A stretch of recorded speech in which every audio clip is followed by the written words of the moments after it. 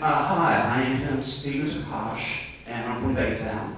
And just a little bit about me. I've lived in the district for 35 years, went to Liberty High School, and have a business in Baytown. I work for Edward Jones, and I've been there for the last 18 years. I love what I do. I love helping people with their money, making a budget, helping them retire. But you know, every day I have to look at my clients in the eye, and they all ask me the same thing. Are we going to be okay? Are we going to survive is it back on? Are we going to survive the debt that this country is accumulating? And honestly, I have to tell them today, you know, we're okay today. We can pay the debt, we can pay the interest, but honestly, down the road, if we don't get control of our spending, our future is in jeopardy for our children, for our grandchildren. And being an accountant and a financial advisor, I decided to step out in the political arena and run for office. And I really believe that I have the skills, the accounting skills, the financial skills to go to Washington to make a difference. And that's why I entered this race. Also, I entered the race because you're my people. This is where I live. This is where I've grown up most of my life. Everywhere I go, whether it's Orange or Hardin County or Polk County, I meet somebody that's related to an aunt, to a mother-in-law, and this is my home. And it would be an honor and a pleasure to represent the people here at District 36. Thank you, and God bless you. Question number one. Is the public sector in this country, from our school districts and cities to the federal government, going broke? If not, why not? If so, why and how would you attack this problem from a seat in the House of Representatives?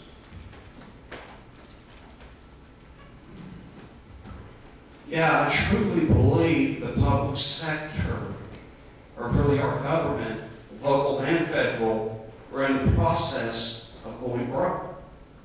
And I don't think it's going to happen overnight. I think it's going to take years for that to happen. But I would tell you it's due to overspending, not watching what we're spending, not having a budget. You know, we have not had a budget in Congress for over 3 years. And it's time that we have a budget and we hold them accountable, our elected officials, to take care of the money that we send them. So I will tell you, number one, if I were in Congress, the first thing I would like to do is freeze all new spending. If we could just freeze spending for 4 years at a federal level, we would actually have a balanced budget in 4 years. Number two, we have to look at all waste, fraud, and abuse, and we have to cut that out of the system. We have to get serious once and for all. Number three, we have something in the budget called discretionary spending, like foreign aid to countries that don't like us. I don't think we should be sending money to countries that are shooting at our boys or men and women overseas. I think we have to cut that out, and I think we need to help those countries that have our best interest in heart. Other countries, I don't think we should. And lastly, I'm for a balanced budget amendment. Let's get the budget straight. Let's cut out the spending. Let's wipe out the abuse. And then let's get a balanced budget amendment once and for all so this doesn't happen again. Questions? Really? Yes. Where do you stand on eliminating some of the government agencies, like the Department of Education, Department of Energy? I mean, especially the Department of Education. I've been in the school system here, and the federal mandates that come down from the Department of Education make schools here in the Clear Lake area cost more to operate than they would if you didn't. Yeah, I would tell you, I would be for eliminating the Department of Education and letting the states have control of their schools again. I mean, that's part of the problem. We ask the government for help. They give us help, give us money, but they keep their hands on the pie. They don't totally turn over control to us. So I would like to see that control turned over Back to the States. I believe history repeats itself. What have you done in the past that would help us believe that you could go forward and make this kind of change? Are you talking about me personally? Yeah, what have you done within, let's say, the Republican Party that we could have faith in seeing that where you've actually changed something in this nature? Okay. Yeah, as far as politics, I'm new to politics other than being on my homeowner's board. I have not been involved in the system. And really, I think that's what makes me different. And I think that's what America needs today. We need citizen representatives up there who understand how the working people, what they're going through, the taxes they're paying, what a gallon of milk costs, what a gallon of gasoline costs. We need people that have been successful in business. You're saying, well, you don't have a lot of political experience, but I have a lot of business experience, taking a business, building it up from nothing. I knocked on doors for 2 years, wore my shoes out, several pairs, building my business at Edward Jones. And what I'm telling you is, even though I don't have the political inside knowledge, that's not what we need today. Washington's broken. If you look at a poll on Congress, they'll tell you Congress's approval rating is 9%. So I don't think that's what people are looking for anymore.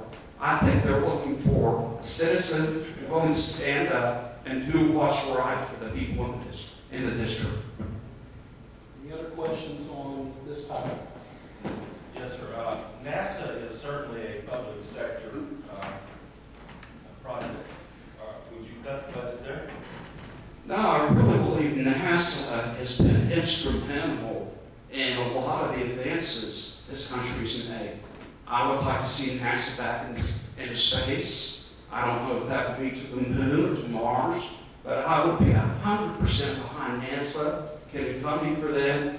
We have developed so many good technologies from the work that NASA's put out, and I think we need to continue that for future generations. Anybody else? One follow-up. I was at a luncheon today, and it was reiterated by one of our sitting congressmen that the government currently spends 40% of the revenue only covers 40% of what we spend. And how can you balance the budget just by freezing it? If we're spending, if 40% of what we're spending, or the rest, 60%, is debt. Right. Yeah, I got those numbers from the CBO, the Congressional Budget Office, and if you go and look at their projections of revenues, so they're expecting things to get better, things to pick back up, and what they're saying is in 2016, the revenue coming in ought to be $3.6 trillion, which is about what we're spending today. And again, we're getting that from the government's own accounting department. All right, let's move to question number 2. Now let's assume that the federal government finally secures the borders and stops illegal entry into this country. Once that happens, we will be left with consequences of millions of illegal entries and expired visas, including the hard and soft costs to the school districts, local and state governments, and the federal government. We also will continue to need skilled and unskilled labor from foreign countries in many of our domestic industries. What do you see as the priorities to address once the borders are secure, and what policies would you promote and support to address those priorities? Okay, I have to read that one more time. Okay. Bottom line. Yeah.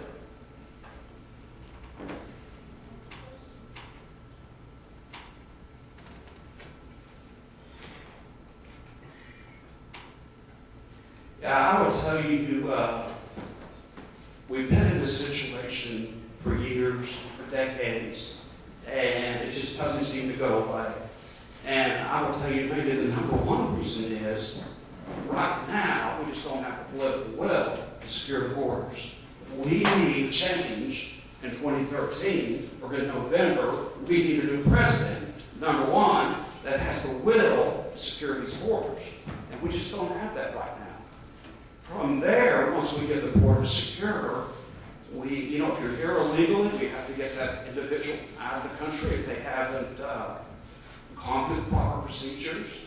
And I will tell you, we also have to have the troops on the ground. We have to have the money, the help, the support of the federal government to the state, and let the state take over and get this job done. I just don't think that's happening right now. Questions on this topic? Immigration, borders? Yes. Do you see a difference between the criminal trespassers that are obviously breaking the law when they come across the border with drugs and everything else, and the victims that are left here behind, the people that come across the border when they're like 6 months or 8 years old, those that there's a potential amnesty for? And do you think that if somebody comes to school, gets an advanced degree, or serves in the armed forces, that they should be allowed to stay? I will tell you, I think what you're asking me, kids get brought into this, and, they come over 2 years old, 4 years old, they end up in the system, is what you're saying. What do we do? What do we do with them? And you're right, I mean, do I consider that to be like a criminal or drug person coming in or whatever? And the answer is no, I don't. But what I will tell you is, I look at my daughter here tonight, 13 years old, and she owes the federal government almost $50,000. And part of the reason she owes that much money is we're taking care of the medical, the schooling for those innocent kids that have been brought in here illegally. So I do see the difference between a drug person coming in. I do have compassion for that person, that child that's been in here, but I also don't think that burden ought to fall on my kids or your grandkids.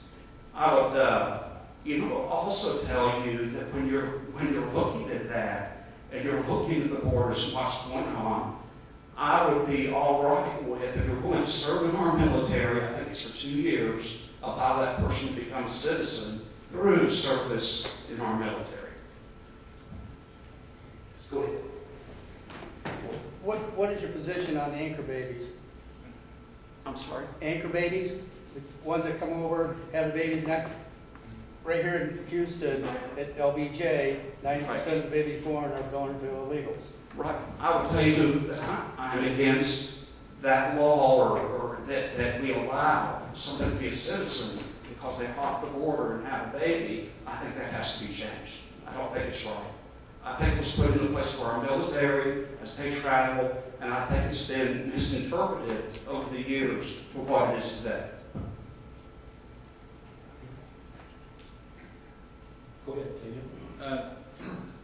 About the illegals, how would you secure the border? This says once it's secured, it will take some time.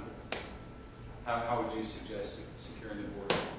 Yeah, again, I think it starts all the way at the top. You have to have a president with political will that they really, truly want to secure the borders. We have something called I think it's called Easy Verify, or E-Verify, where you can check somebody coming in to see if they're a documented worker. But when I start asking around, or I've even talked to a couple of state representatives, they tell me they've looked at this even in the Texas legislature, but when they start talking to businesses, they don't want it. They don't want to go through Easy Verify. They don't want to have to pay the additional cost for wages. Getting back to your question, number one, we need a leader. Number two, if we need a fence, if we need more troops on the ground, we could bring some of those boys coming back from overseas to secure those borders. I think whatever means necessary to secure the borders, we need to take for really 2 or 3 reasons, but number one, national security, and number two, the drug war and everything going on in Mexico. I mean, we need to get this under control. It is spilling in to our homeland, and we need to get it taken care of. Are you in favor of an Arizona-type law that allows local law enforcement to arrest illegals and hold them for deportation? I'm not familiar with law, just off the top of my head. A yes or no. The Arizona law was set to allow local... One thing. You get a question, let him answer it. Ask again if you can ask a follow-up question. What was your answer? I'm not sure if I'm trying to make sure I understand the question correctly, but in my Are you in opinion, favor of the Arizona law? if a TPS trooper pulls somebody over, finds out they're illegally here, yes, I would be for them being deported. Yes. Anyone else? Yeah, one follow-up. Just to make the question, assuming the borders are secure, I think I heard you say that you would send the illegals home. Okay, is that what you said? If I had that ability, yes. Okay, you would send, so the Republican Party platform in Texas, just, in the recent convention, they passed a guest worker program plan. So you're against that plan? Against, Are you against the plan that the Republican Party just passed, saying that they would, we would give a guest worker program?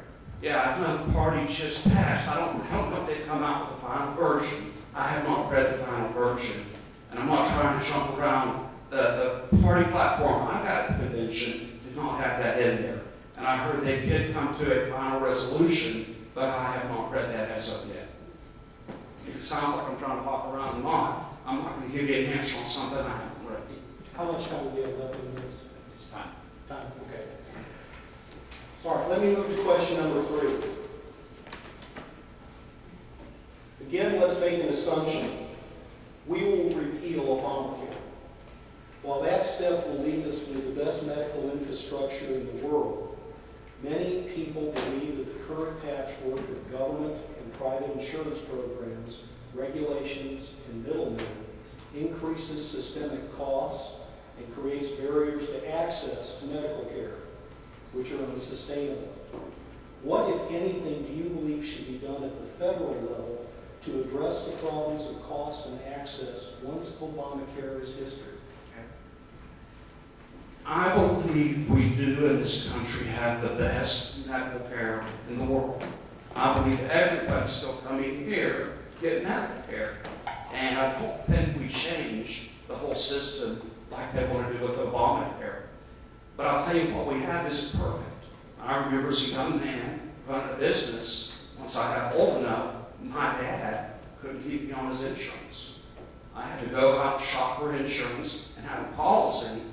That's something I would like fixed. I would like to see it where if you have a child at home, they're in college, that you can keep them on your insurance as long as they're in college and they're living at home, maybe up to age 25, 26. I've heard even with Obamacare, United Healthcare, and a lot of the insurance companies have come around and they have adopted that policy already. The other thing I would like to see is you be able to buy insurance from state to state to state and have competition, and maybe that will help bring the price down on insurance. I believe insurance ought to be available for everybody, even with a pre-existing condition. I hate it if you're laid off, you get COBRA for 18 months, and then you can't afford the COBRA. It's so expensive you can't pay for it. You've been laid off. We need a better way to maintain that insurance. If you're laid off for 18 months, they bill you to keep the insurance at a fair premium, a fair rate. I think we can do better than what we're doing, but I don't think Obamacare is the answer. Questions on health care, Obamacare? Malcolm? Yes. Obamacare introduced the individual mandate, which is unprecedented in American history, being that if you're an American citizen and you're inactive, you're not involved in any activity, that you're going to be taxed / penalized. What is your stance on that, and what would you do to retroactively put that back in place, or set of precedents? Would you do something to stop it, or would you do something what would you do if you were in Congress and you're elected? Yeah, if I had any vote on it being mandatory for somebody to provide a good or service, I would vote no, that it should not be mandatory that you have to buy insurance. I think that's a personal choice that somebody has to make. But with that, I do believe every American ought to have the opportunity to be able to buy insurance for themselves and their family. Under Obamacare, we won't really realize the higher expense of Obamacare until 2014, if even by then. It's only at that time, are there going to be taxes toward people for not having Obamacare? We're talking about with Obamacare raising 30 million additional people into our social Medicare or whatever we got. We have a tough time even meeting that window that exists now. What do you think about the additional 30 million that Obamacare is bringing in? You're asking me, are you asking me about the cost associated with that, or Particularly those cost, people yeah. getting care? I think the cost of those people coming in, number one, they ought to have to pay something for their care. It shouldn't be free. Anything you get in life that's just free, I mean, I see this a lot when kids inherit money from their parents. You know, I always tell my customers, if you want a new car, don't save this money for your kids. You buy your new car now, because when you're gone, your kids, the first thing they're going to do is buy a new car with your money, and a new house, and a fishing boat. You might as well enjoy your money. So what I'm telling you is anything given for free in life, really, I don't think it's respected.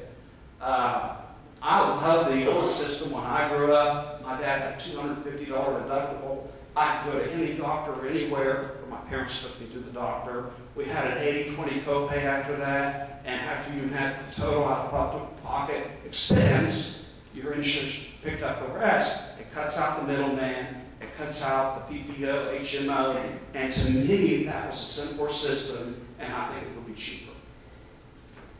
Yes, hi, Professor Paulo. I have a question because a lot of my students approach me. Is Social Security, can this fall underneath this category? It really is kind of outside this. We may get to a topic where we can cover Social Security. So it's outside. Later. Okay. My question is, if you are elected, will you work for and vote to repeal Obamacare? Absolutely. Any opportunity, I have to defund it, get rid of it, vote it out. Number one, we have to have a president in there. We have to make a change in November. But I will work to repeal Obamacare. Absolutely.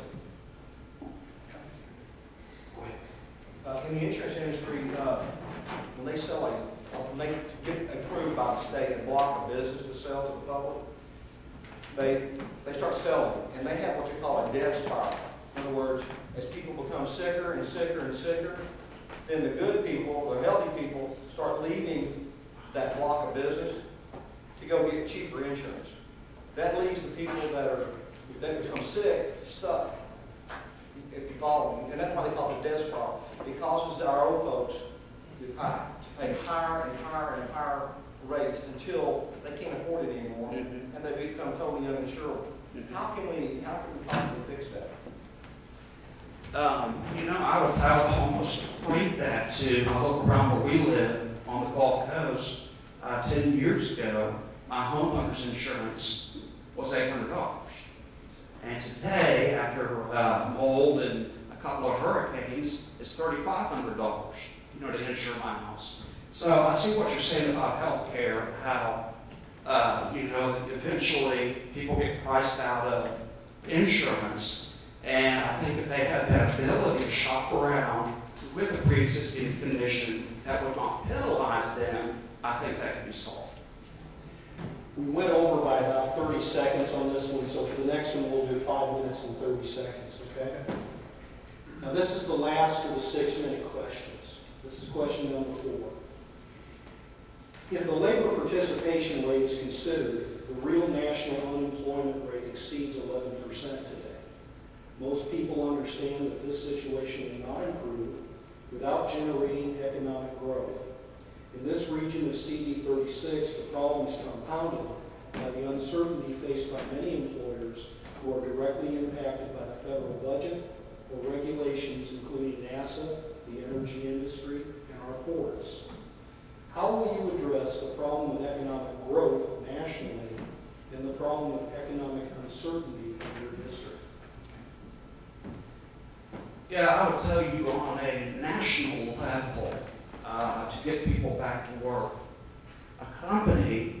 have incentive. You know, they're scared, they have Obamacare going on, they don't know what to do right now, especially small business. You know, if you're a small business right now, you don't want to hire, you don't want to expand, you're scared to death with what's going on in the economy. So I would propose some sort of a tax credit. If somebody will go hire somebody that's been unemployed 6 months or a year, I would like to see that company get a tax credit rather than continue to pay somebody unemployment for 99 weeks. Why not give a tax credit to a small business where they can get an employee? They're getting basically the amount of that unemployment money. It's deficit neutral because you quit paying unemployment. Now you have somebody fully employed. They're paying taxes. They're paying Social Security. The company or small business has a chance to grow, to expand, and it's a win-win-win. The individual learns a trade or a craft, and if everything gels together, that person keeps their job for the future. So I would propose something to give business the incentive to go higher. Okay? Follow-up questions. You can ask your Social Security question now if you want to. Oh, okay. My Social Security question was, a lot of my students have been expressing concerns about their future with Social Security. President Bush had once offered or tried to get through Congress privatized Social Security where people could invest their own money. What is your ideas for the future of Social Security? How will you plan to address this in Congress? Okay. Well, number one, I can't fix it all on my own. But I would tell you, regarding Social Security, we're going to run out of money. The system is broken. Part of the problem is the federal government owes the trust fund $5.5 trillion. You know, they have robbed that reserve from Social Security. Bush had talked about privatizing Social Security, and I'm not against that, but with reservation. This comes from being a financial planner and advisor. I would not be for giving somebody their own money to go play in the stock market or do whatever they want to do with it. That money has to be there for the future. So if it were privatized, I would rather it be more something like TRS or something invested in a bond or a treasury. I would love to have an individual account, is what you're saying. You know, for younger generations, maybe you cut it off at 35 or 40 years old. But you still have to have safety net there where we don't let somebody take that money and go invest it in gold, and gold is $300 an ounce in a couple of years. It has to be there for the future. But I realize there has to be changes, and it's going to happen in the next, 5 to 10 years. We're going to have to make those changes.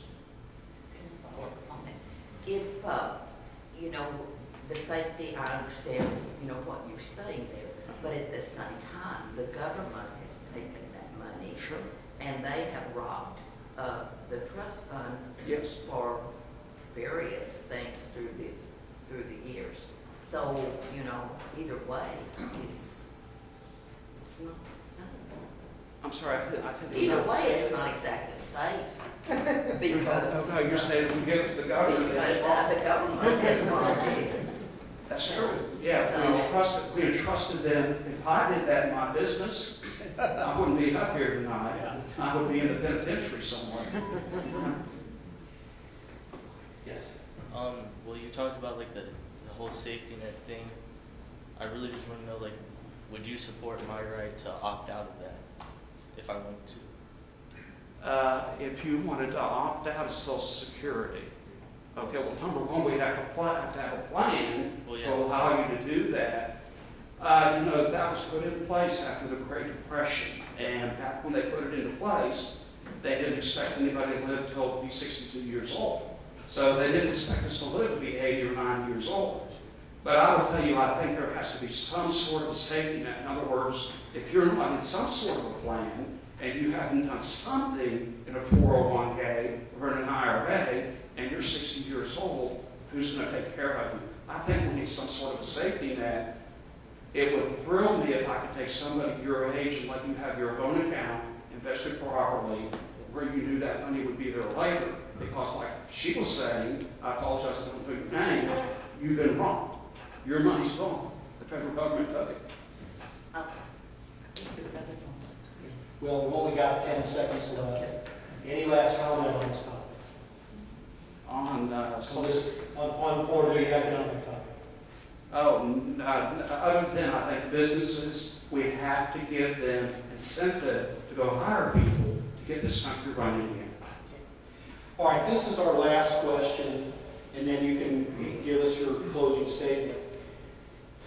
One of the two of you tonight will be the first congressman elected to this new district. That is a rare and special honor, and the people of this district will look to you not just for political leadership in Washington, but also for civic leadership back home. Is there a public issue, problem, or cause about which you care deeply, but that you know government is not competent to address? If so, what is that issue, and how would you challenge us to address that issue as private citizens in your community?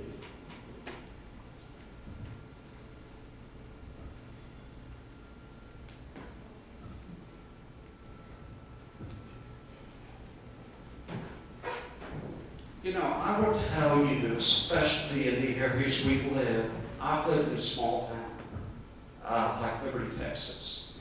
And I've also lived in a bigger area, like Harris County.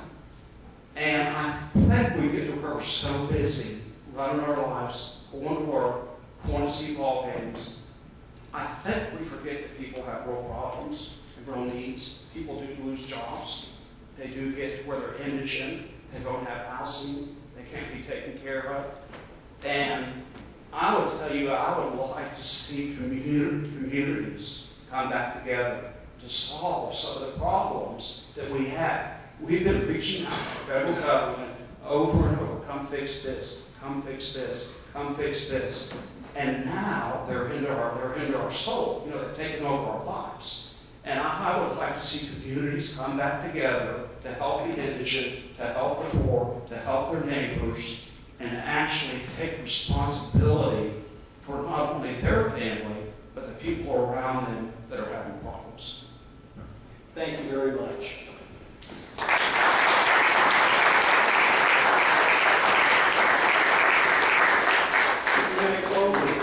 Okay. It has been a pleasure to be here with you tonight. I'm glad I had the opportunity to speak to each of you. This race that we're in, you know, I'm new to politics. We've talked about that tonight. And I think a couple of things have been interesting to me. And one of those is, you know, sometimes people will come up, ask me a question, what are you going to do about Social Security? Or what are you going to do about 401ks? And if I don't say the answer exactly like they want to hear it, they'll go, oops, I can't vote for you. So that's been interesting to me because if we go across the room, none of us can agree on everything. We're all just a little bit different.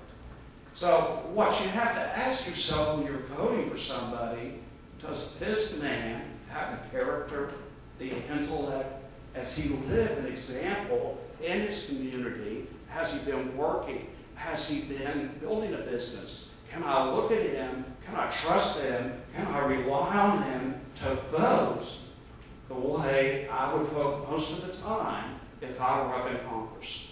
And that's what I'm asking you to do. We're not going to agree on every issue from immigration to Social Security to how you should be taxed. But I want you to look at me, look at my life, look at what I've been doing the last 25 years. I've had a blessed life, and that's why I jumped into this. I really believed it was my turn to give back. I never served in the military. Other people paid that price. Your sons, your daughters have paid that price. But I spent the last nearly 30 years studying accounting, finance, and helping people with their money. This is my specialty. And today we have a war, but it's a war on debt. And I would like to ask for your vote to help solve that problem. I think I can make a difference in Washington. Thank you, and God bless you.